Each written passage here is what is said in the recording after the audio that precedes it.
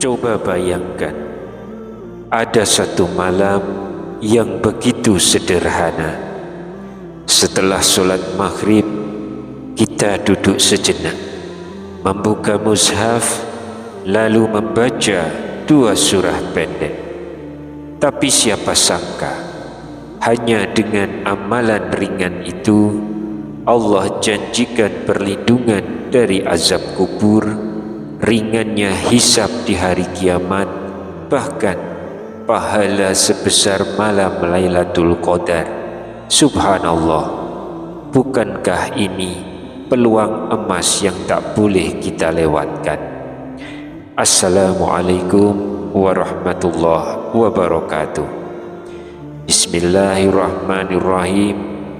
Alhamdulillahi rabbil alamin, wa bihi nasta'inu ala umurid dunya waddin, wassalatu wassalamu ala ashrafil mursalin wa ala alihi wa sahbihi ajmain, amma ba'd. Semoga Allah subhanahu wa ta'ala senantiasa melimpahkan rahmat, kesehatan, keberkahan rezeki, dan kemudahan dalam segala urusan kepada sahabat-sahabat semua yang sedang menyimak kajian ini dimanapun berada. Dan jangan lupa, silahkan tuliskan doa dan hajat sahabat-sahabat semua di kolom komentar. Insya Allah kita doakan bersama, dan semoga Allah subhanahu wa ta'ala mengabulkan segala keinginan baik kita. Amin ya rabbal alamin. Sahabat istiqomah yang dirahmati Allah, kita semua sibuk bekerja, mengejar rezeki, membahagiakan keluarga. Namun di tengah kesibukan itu, ada satu hal pasti yang sering kita lupakan, yaitu kematian. Tak peduli seberapa tinggi jabatan kita, seberapa banyak harta kita, semuanya akan kita tinggalkan. Yang akan setia menemani hanyalah amal ibadah kita. Rasulullah Shallallahu Alaihi Wasallam pernah bersabda, sesungguhnya kubur adalah awal dari perjalanan akhirat. Jika seseorang selamat di dalamnya, maka perjalanan berikutnya akan mudah. Tapi jika ia gagal, maka yang berikutnya akan lebih berat. Hadis riwayat At-Tirmizi. Hadis ini hasan menurut sebagian ulama.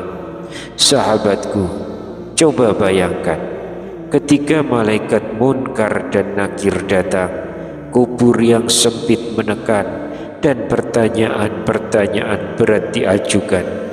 Di saat itu, tak ada lagi keluarga, sahabat, atau harta yang bisa menolong. Hanya amal kita yang berbicara. Lalu muncul pertanyaan dalam hati, amal apa yang bisa benar-benar menolong kita di saat sunyi itu? Disinilah kasih sayang Rasulullah Sallallahu Alaihi Wasallam terasa begitu besar. Beliau tak hanya mengingatkan umatnya akan kematian, tapi juga memberi jalan mudah untuk selamat darinya. Dalam beberapa riwayat disebutkan bahwa 2 surah ini bisa menjadi pelindung dari azab kubur, memberi syafaat di hari kiamat, dan mendekatkan kita kepada surga. Surat itu adalah surah Al-Mulk dan surah As-Sajdah. Riwayat tentang keutamaannya banyak disebut para ulama, meski sebagian hadis yang menyebut pahala setara malam Lailatul Qadar derajatnya lemah. Namun membaca 2 surah ini tetap sunnah yang sangat dianjurkan, karena terbukti dari riwayat-riwayat sahih bahwa surah Al-Mulk dapat melindungi dari azab kubur. Dan Rasulullah Sallallahu Alaihi Wasallam sendiri biasa membaca Az-Sajdah dan Al-Mulk sebelum tidur. Hadis riwayat Tirmizi dan Ahmad. Ada kisah indah yang diriwayatkan para ulama tentang seorang penjual kain sederhana di sebuah desa. Ia bukan orang kaya, bukan pula dikenal banyak orang. Namun ia memiliki satu kebiasaan kecil yang tak pernah ditinggalkan. Setiap malam setelah maghrib, ia membaca 2 surah agung itu. Ketika ia meninggal, tetangganya bercerita, pada malam pertama setelah pemakaman, terdengar bacaan Al-Quran dari arah kuburnya. Suara itu sama seperti bacaan yang biasa ia lantunkan setiap malam.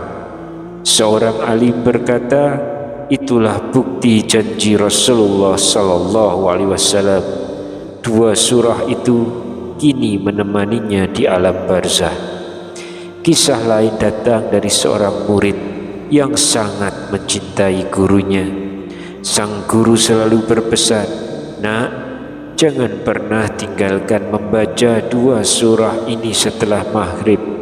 Aku yakin kelak mereka akan menjadi pembela kita di kubur." Beberapa tahun kemudian sang guru wafat dan si murid bermimpi bertemu gurunya. Wajahnya bercahaya. Dalam mimpi itu gurunya berkata, "Benar nak, 2 surah itulah yang menemaniku di alam kubur, melindungiku dari pertanyaan malaikat, dan insya Allah menuntunku menuju surga." Sahabat beriman, dari kisah-kisah ini kita belajar 3 hal besar. Pertama, Al-Quran adalah sahabat sejati kita di alam kubur. Bacaan yang kita lantunkan di dunia akan menjadi cahaya dan pelindung di akhirat. Kedua, amalan kecil tapi istiqomah jauh lebih dicintai Allah daripada amalan besar yang terputus-putus. Dan ketiga, kasih sayang Nabi Shallallahu Alaihi Wasallam kepada umatnya begitu besar.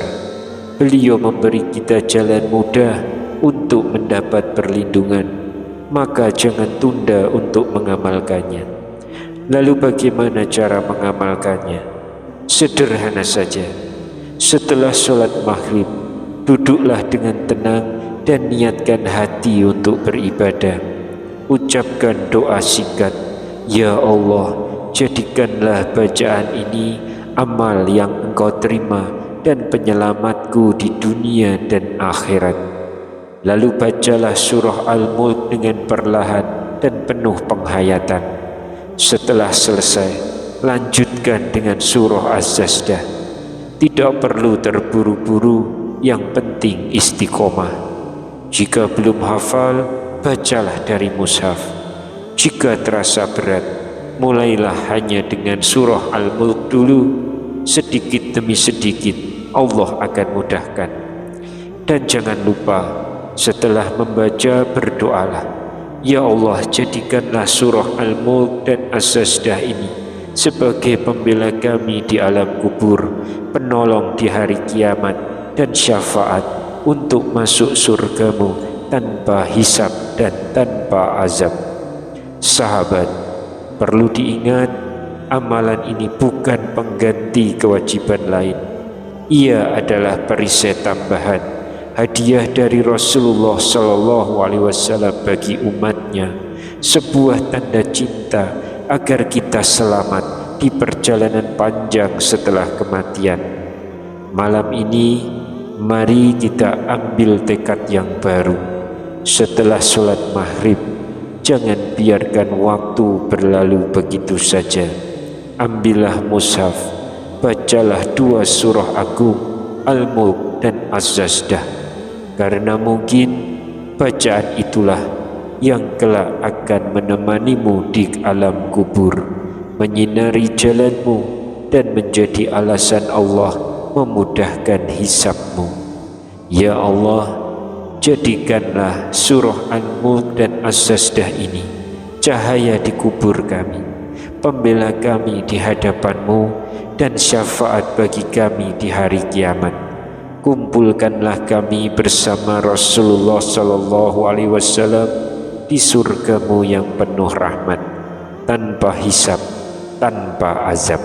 Amin ya rabbal alamin. Wallahu a'lam bishawab. Wassalamualaikum warahmatullahi wabarakatuh.